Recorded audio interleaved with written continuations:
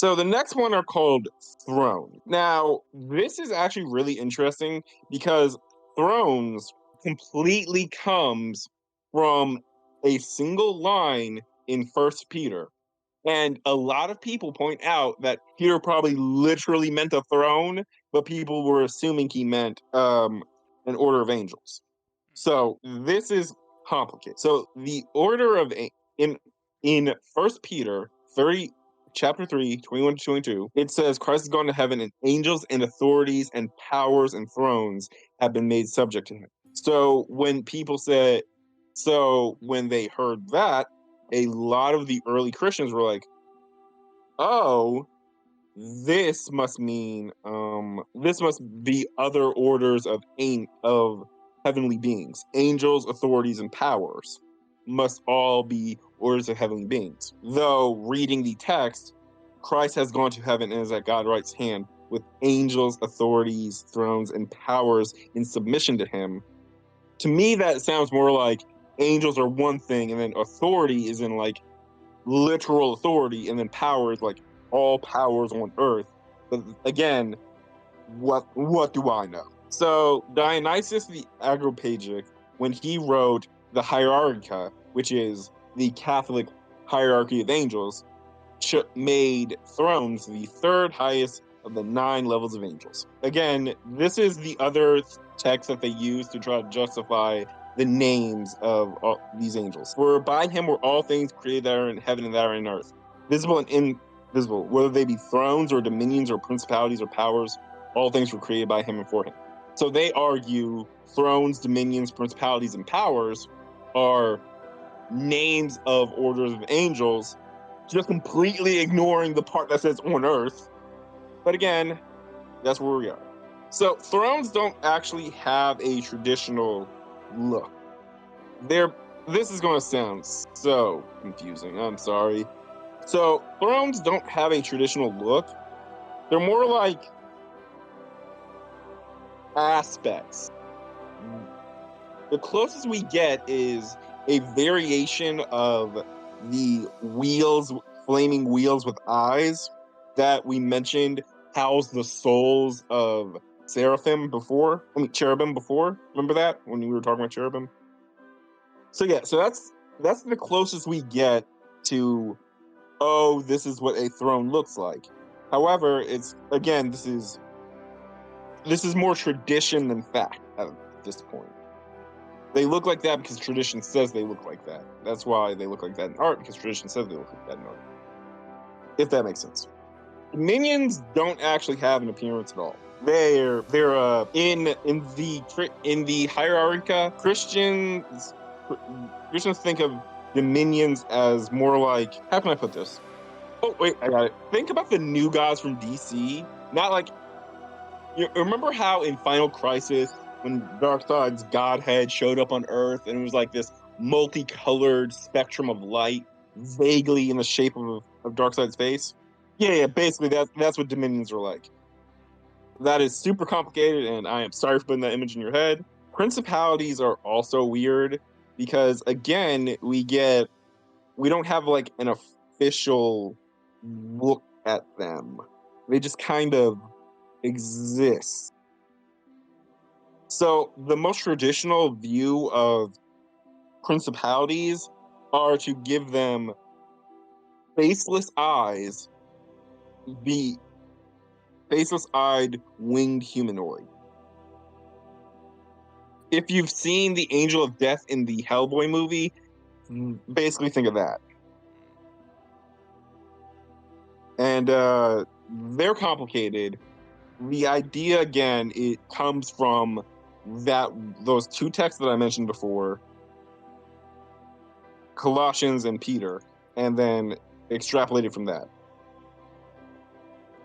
The next one we have are powers, which again are just warrior angels who have power over evil forces and stop them from doing too much harm. The idea is that they're basically just your standard angel, but given a bit of extra boom.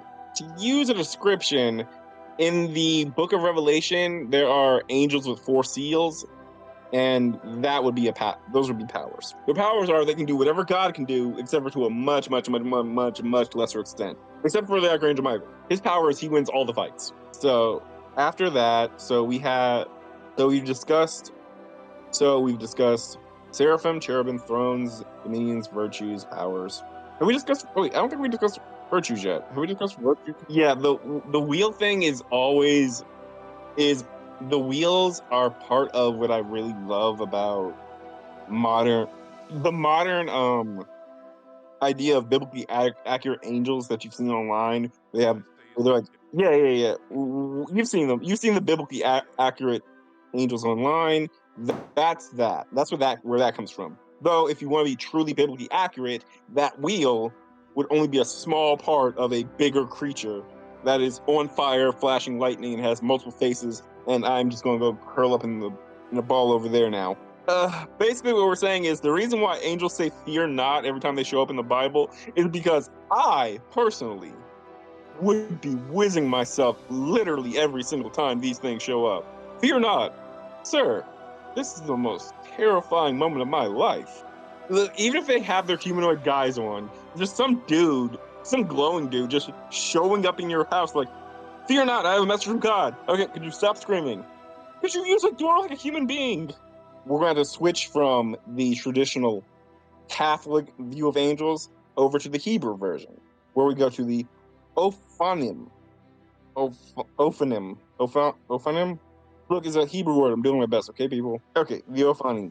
So the Ophanim are from Ezekiel's vision of the chariot, and these are angels that are on fire. So much fun. As you listen, we're going to be talking about things that are on fire a lot. So they are on fire and they're driving chariots of fire, and the chariots of fire also have eyes in them so that the wheels can see the enemies of God and they can have nowhere to hide.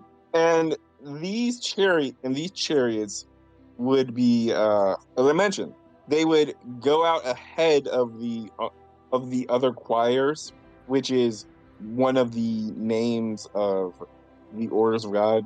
But they would go out ahead of these other choirs, proclaiming glory in the highest, and that the work of God is beginning. So if the sky ever opens up and you see a bunch of Bronze Age chariots on fire, being being driven by a bunch of guys who are also on fire, singing God's praises, just gonna assume it's the end of the world. Like I don't want to tell you what to do with your life, but if you ever see that, I suggest visiting a church real quick. Yeah, yeah, just either stop taking drugs or both. Like don't hedge your bets, do both. Just like I'm gonna stop smoking. I'm gonna go see the nearest church. I gotta go cover my bases.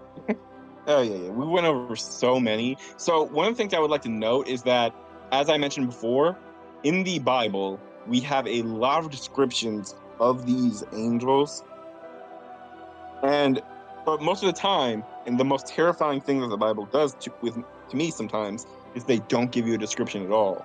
They show the mounting horror of these humans as they experience equal parts religious enrapturement and soul dreading terror at the images that they are seeing, and they don't tell you what it is. So we joke about come to Jesus moment, but really do be having some come to Jesus moments. Yeah, it's the feeling of them, and then we also have this idea that comes from God. So I'm gonna try to pronounce this man's name, but I need you guys to forgive me because this is a Austrian, German, Thomas Aquinas.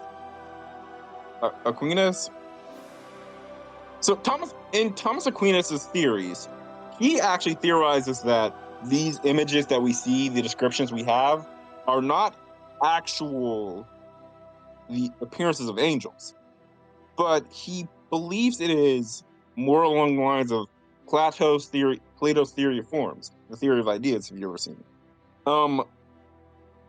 Angels don't actually have an appearance in his ideas. They are purely self-aware Platonic concepts. And the things that the prophets see are their minds trying to comprehend Platonic concepts.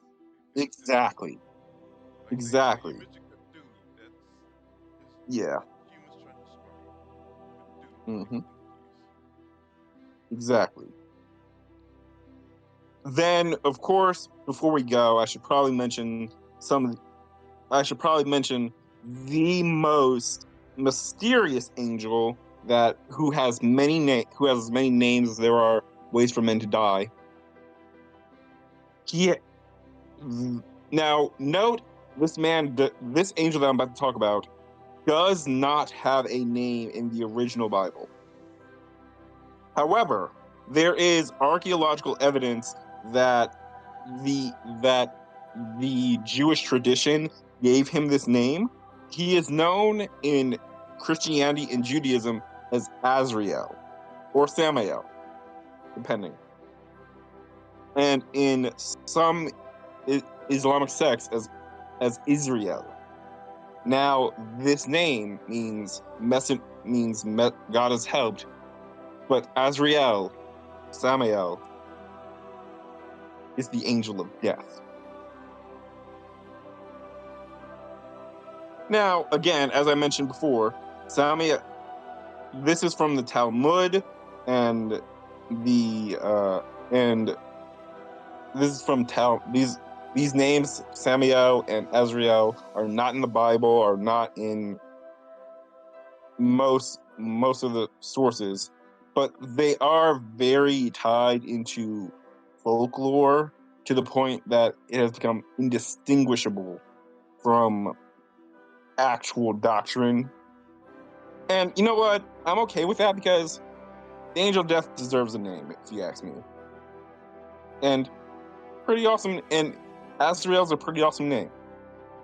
So the Angel of Death. So Azrael is God's angel of death. He takes souls of that have died, and then he transports them to wherever they're supposed to go after death, heaven or hell. Now, in Islam, he is also said to hold a scroll concerning the fates of mortals, recording and erasing their names at birth and death, respectively, which is terrifying. I mean, but that's why his name's God has helped. He's not there to. He's there to help you to whatever you've earned, your final reward. He's not good. He's not. Well, he's good because he's working for God, but he's not personally good or evil. He just is. I actually kind of feel bad for him. Like, imagine being death. With very few exceptions, no one's ever happy to see you. Oh, yeah, it's true. This is true. Well, besides, I guess Yeah. Lucifer. Oh, yeah. Lucifer, of course. You don't want to meet that guy. No. 'Cause if you meet that guy, you just gotta kind of assume messed up, and you're like, this is hell. This is hell. I'm myself in hell. Now it's actually if I can go into the Elohim a little bit more, Go ahead. the Elohim are really interesting because according to the Talmudic sources, Elohim simply means God-like beings. That it sometimes gets translated to um translated to sons of God, especially when it's combined with the word B'nai no Elohim. But this is super complicated. But basically, a lot of times in the Bible and uh in Jewish sources and in the Bible, when you see the word Elohim used as a plural with lowercase, that's talking about angels. But if it's Elohim singular with a capital E, that's talking about God Himself. Yeah. Basically the hierarchies are completely subject to change. Every sect of Christianity Not even every sect of Christianity or Judaism agrees on which order is supposed to be which. Like I said, the Catholics have their official list, but we can't really take the Catholics as the end all be all. Thanks, because of all the reformations and splitting. And the best we can do,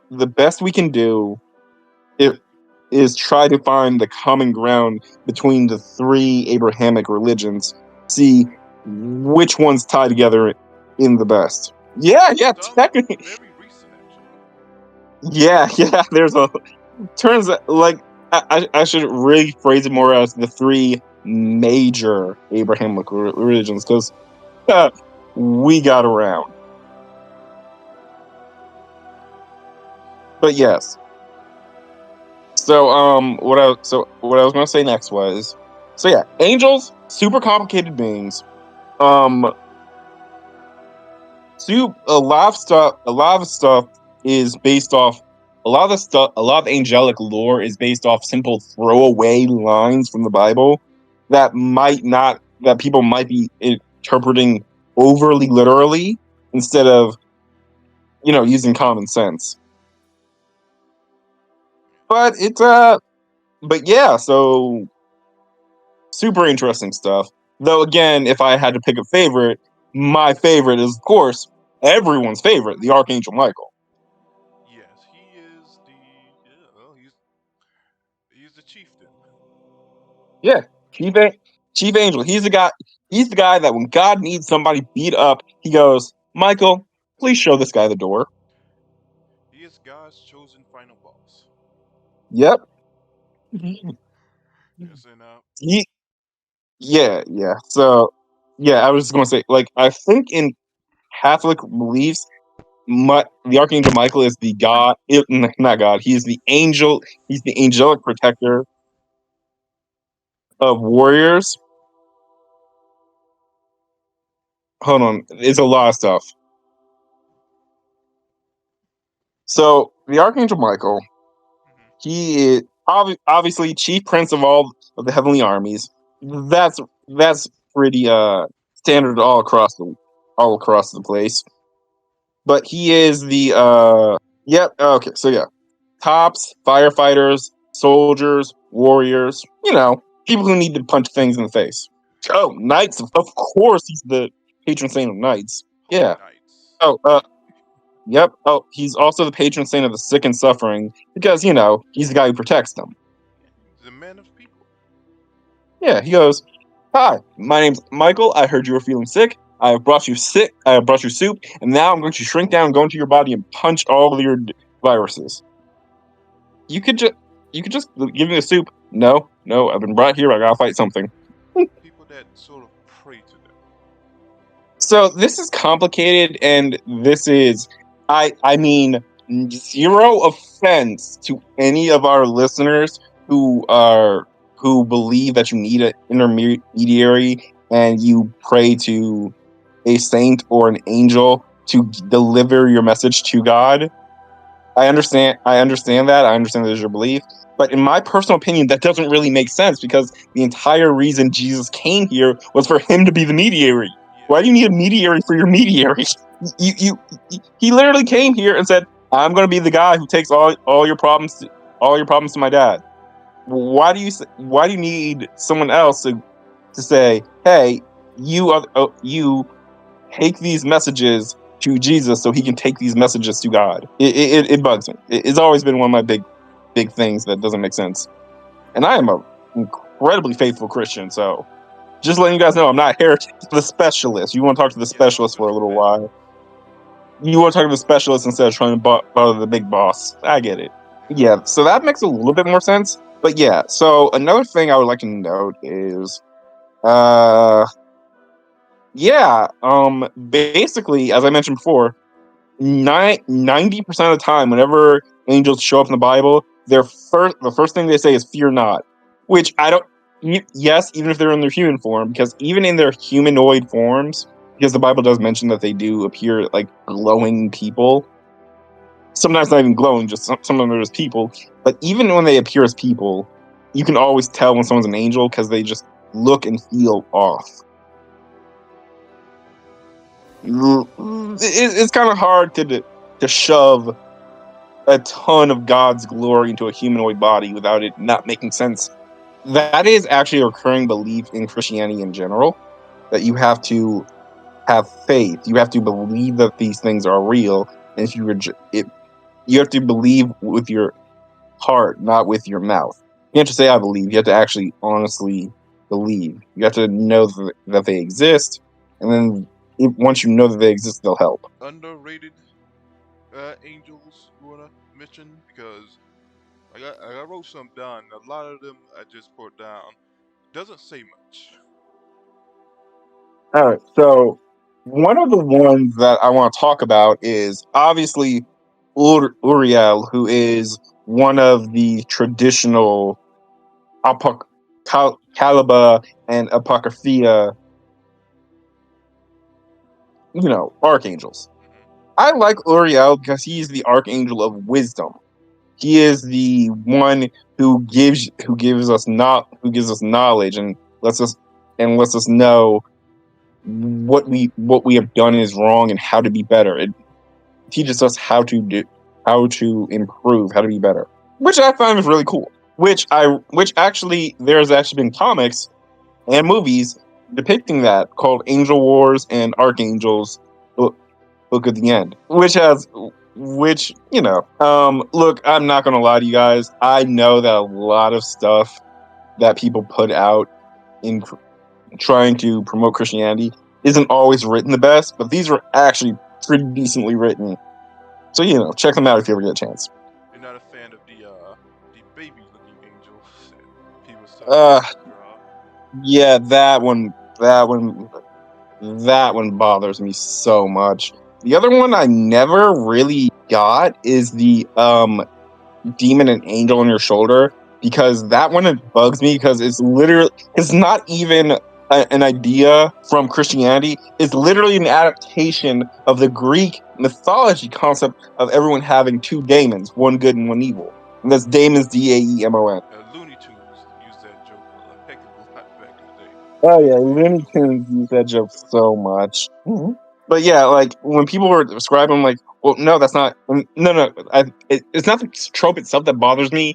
It's the fact that people think that trope comes from Christianity. I'm like, no, it's actually just a Christianization of a Greek concept. It's not a. No, you won't find it anywhere in the Bible. Though I do like how one of my favorite things is that media has taken to adapting angels as both healers and warriors, which I really appreciate because for so long they're only one or the other, whereas traditionally they're both. Michael will heal you and he will gut a demon. He's multifaceted. like one demon that said something, and then you expect the angel, but no, it's just actually a much bigger demon that eats a smaller demon.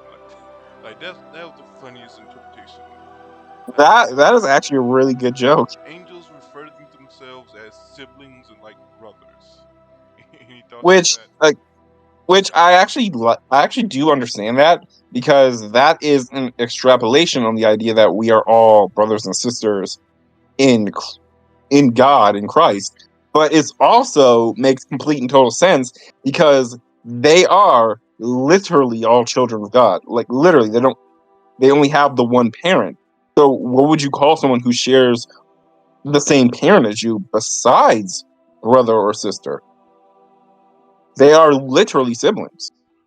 That's a good point. There's there's no other way to interpret that, which I've always liked. So yeah, I always like that one, though I understand that some people might not, and I respect y'all's opinions, even when it's wrong.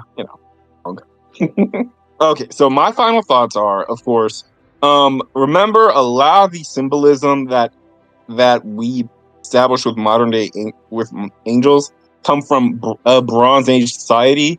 So this is just what they understood was going on.